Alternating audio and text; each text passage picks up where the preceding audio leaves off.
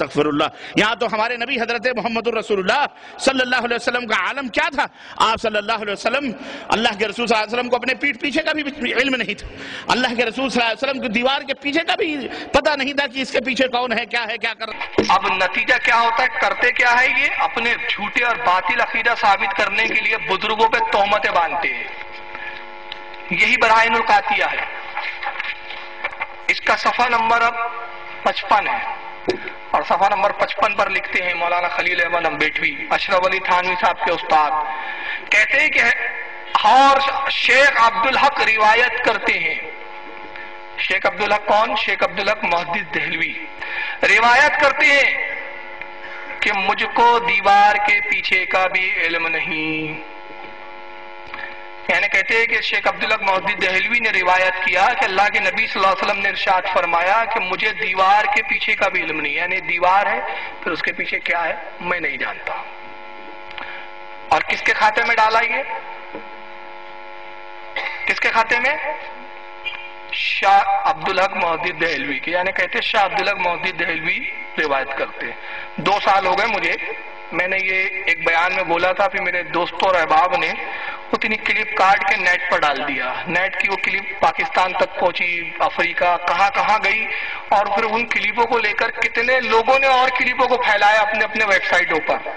آج سینکڑوں جگہ وہ کلپ پھیلی ہوئی ہے. اس میں نے چیلنج کیا تھا، اور آج پھر یہاں چیلنج کر رہا ہوں.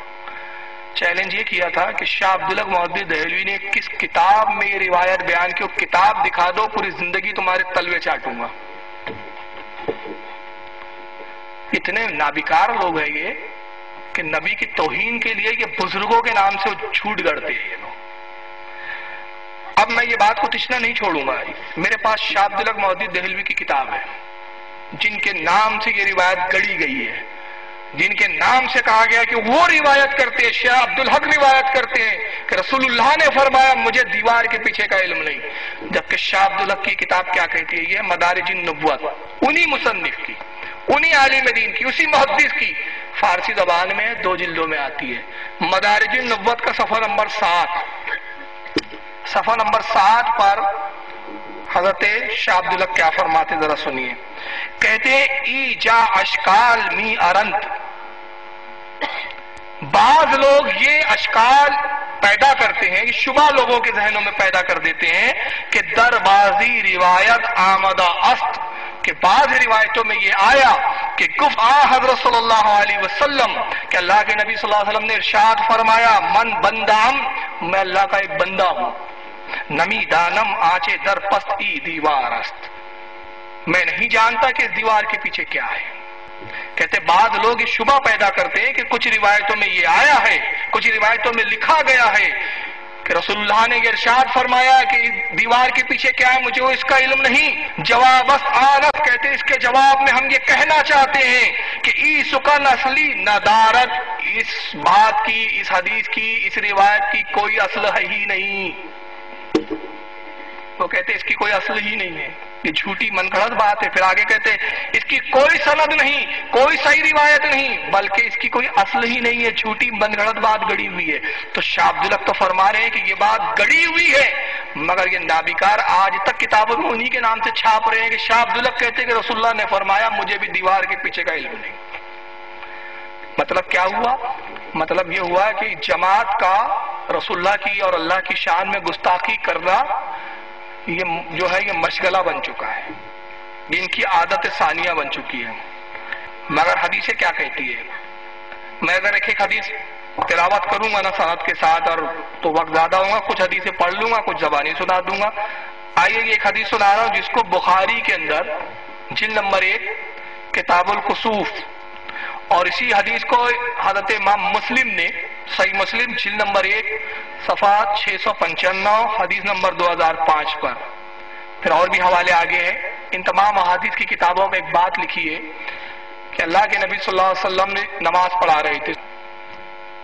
تو راوی حدیث کہتے ہیں، صاحب جو اس کے روایت کرنے والے صحابی ہے، وہ کہتے ہیں کہ ہم نے دیکھا کہ اللہ کے نبی صلی اللہ علیہ وسلم نے نماز کی حالت میں اپنے ہاتھ کو آگے بڑھایا پھر پیچھے کر لیا، پھر ہاتھ آگے بڑھایا پھر پیچھے کر لیا۔ جب نماز سے آپ فارغ ہوئے تو ہم نے عرض کیا یا رسول اللہ آپ نے نماز کی حالت میں اپنے ہاتھ کو آگے کیا پیچھے کیا، اللہ کے نبی آپ نے ایسا کیوں کیا؟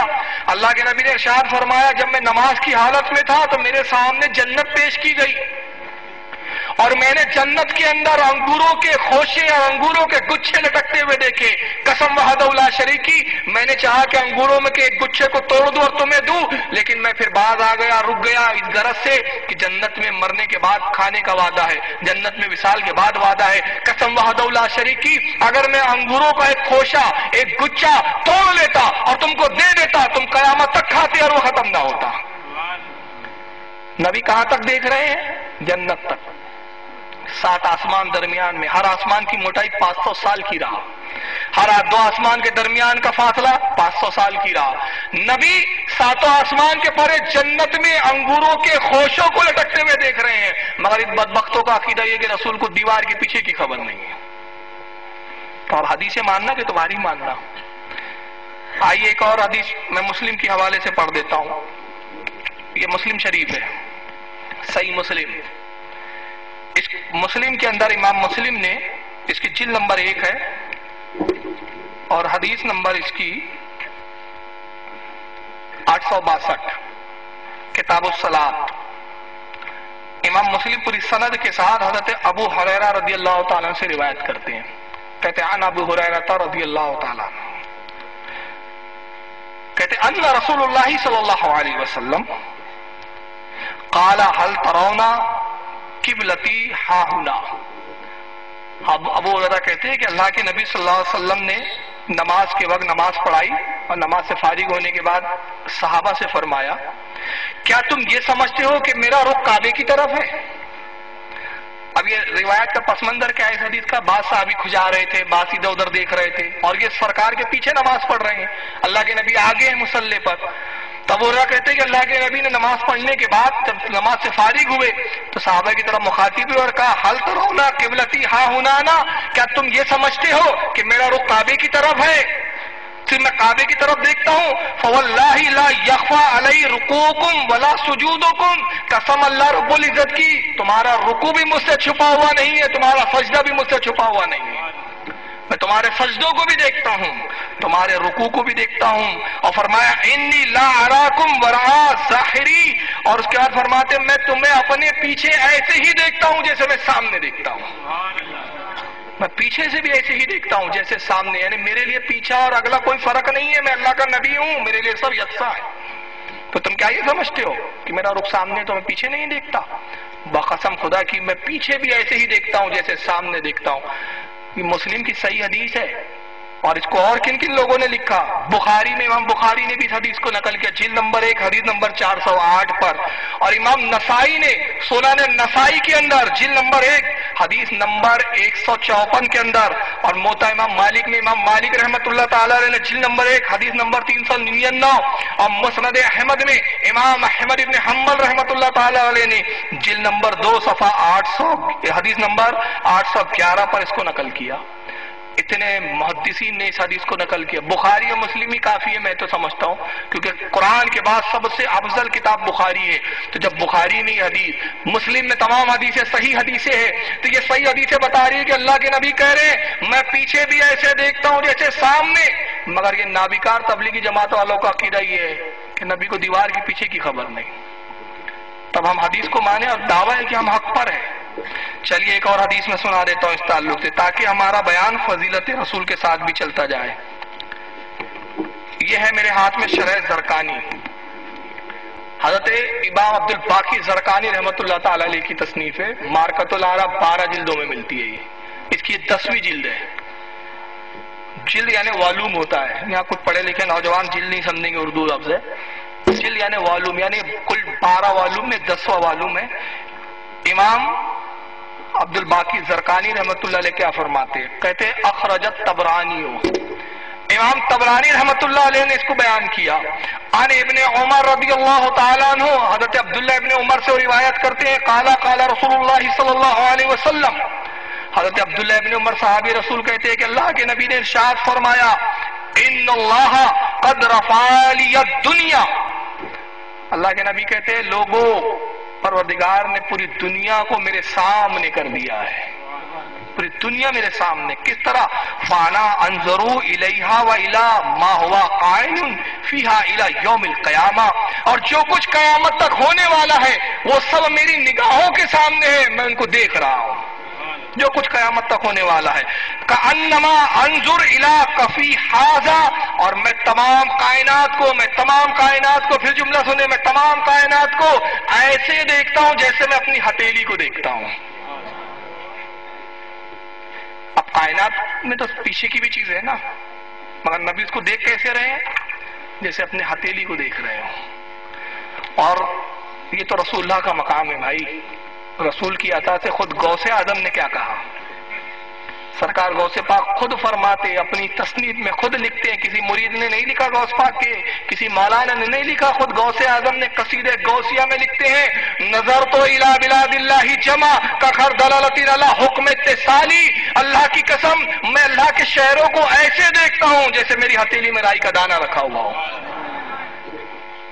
تو یہ غوث اعظم کا مقام، یہ رسول کا مقام کہ نبی کہہ رہے میں کائنات کو ایسے دیکھتا ہوں، پوری کائنات میں جنت دوزخ جہنم سب آ گئے، میں کائنات کو ایسے دیکھتا ہوں. اللہ کے نبی فرما رہے جیسے میں اپنی ہتھیلی کو دیکھتا ہوں. اور اس حدیث کو اور کن لوگوں نے لکھا سن لیجئے. مواہب اللدنیہ کے اندر امام قسطلانی رحمۃ اللہ تعالی علیہ نے بھی اس کو حدیث کو نقل کیا، صفحہ نمبر 559 اور جلد نمبر 3. مسند احمد میں امام احمد ابن حنبل رضی اللہ تعالیٰ عنہ نے حدیث نمبر 16666 کے تحت اس کو نقل کیا. اور امام ابو نعیم رحمۃ اللہ تعالیٰ علیہ نے حلیۃ الاولیاء جو ان کی تصنیف ہے مشہور، اس کی جلد نمبر 6 صفحہ نمبر 101 پر نقل کیا. اور الترغیب و ترہیب کے اندر حضرت امام منذری رحمۃ اللہ تعالی علیہ نے جلد نمبر 1 صفحہ نمبر 211 پر اس کو نقل کیا. اور کنز العمال کے اندر حضرت امام حسام الدین ہندی رحمۃ اللہ تعالی علیہ نے جلد نمبر 11 حدیث نمبر 31337 کے تحت نقل کیا. اور بھی حوالے ہیں میرے پاس. یہ اتنے محدثین معتبر کتابیں، اب اس کو ماننا کہ تمہاری اس کتاب کو ماننا.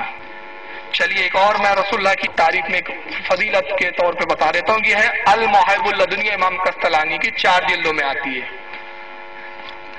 امام قسطلانی رحمۃ اللہ علیہ کیا روایت کرتے ذرا سن لیجیے. یہ نبی کا مقام ہے ہمارے رسول کا. کہتے لا فرق بین موتہ و حیاتہ رسول اللہ صلی اللہ علیہ وسلم. کہتے خبردار ہو جاؤ لوگوں، اے لوگوں سنو، لا فرق کوئی فرق نہیں، بین موتی و حیاتی رسول اللہ صلی اللہ علیہ وسلم، اللہ کے رسول کی حیات اور حضور کی موت میں کوئی فرق نہیں ہے، یکساں ہے، جیسے زندگی میں تھے ویسے موت کے بعد ہے. پھر کہتے ہیں فی مشاہدتہ لامتہ، اللہ کے نبی اپنی امت کو مشاہدہ کرتے ہیں، اپنی امت کو دیکھتے ہیں. وہ معرفت ہی، اور ہر ایک شخص کی معرفت رکھتے ہیں، ہر ایک شخص کے بارے میں معلومات رکھتے ہیں. بے احوالہم، اور ان کے حالات سے خبردار ہے. وہ عزائہم، اور ان کے ارادوں کو بھی جانتے ہیں. وہ خواطرہم، اور ان کے دل کے اٹھنے والے خطرات کو بھی جانتے ہیں. وذالک عندہ جلی لا خفاء بہ، اور اللہ کے نبی کے لیے کوئی چیز چھپی ہوئی نہیں اور کوئی ظاہر نہیں ہے، سب یکساں ہے. تو اللہ کے رسول تو سب جانتے ہیں، مگر ان کے عقیدے کے اب آئیے علماء دیوبند میں ایک اور